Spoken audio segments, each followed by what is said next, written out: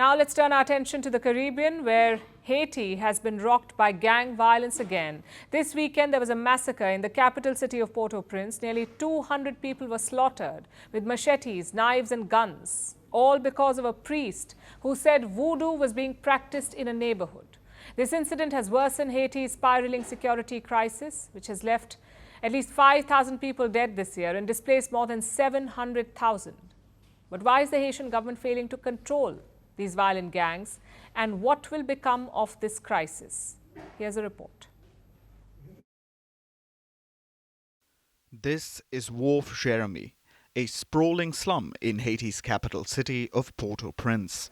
It's one of the poorest, most densely populated and violent neighborhoods in the Caribbean nation. This weekend, it was rocked by a spike in gang violence. The massacre killed at least 184 people.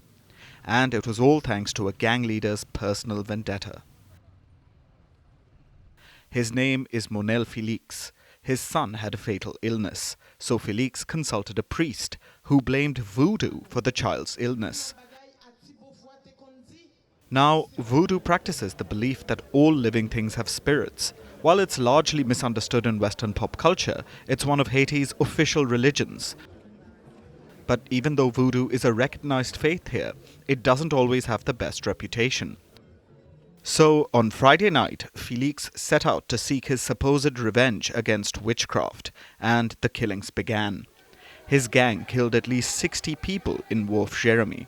On Saturday, the child died from the illness. So, grieving or not, gang members paid the neighborhood another visit. They declared round two. Using machetes and knives, they killed dozens of people.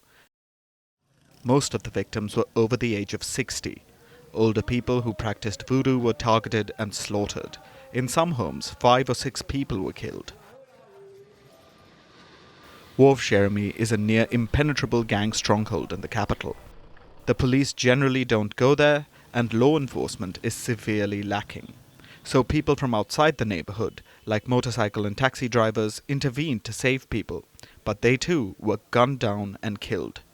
While mutilated bodies are still being burned in the streets, at least 184 people have been declared dead by the UN. But experts predict that the actual figure is much higher, pushing the overall death toll in Haiti's spiraling security crisis to at least 5,000. The situation is getting much more critical. We've seen a growing number of internally displaced, now getting to over 700,000 in the country. Haiti has been embroiled in gang violence since early this year, when rival gangs banded together and attacked government institutions, including police stations, prisons and hospitals. Since then, bloodshed has continued. Last month was particularly deadly for Haiti. 3 US airliners were struck by gunfire at the Port-au-Prince airport. The airport is still closed. Meanwhile, the government has been racked by political infighting, and the UN-backed police force, led by the Kenyan police, is severely under-resourced. So the government has struggled to contain the violent gangs, whose power is only growing. And this weekend's massacre is a grim reminder that Haiti's problems are far from over.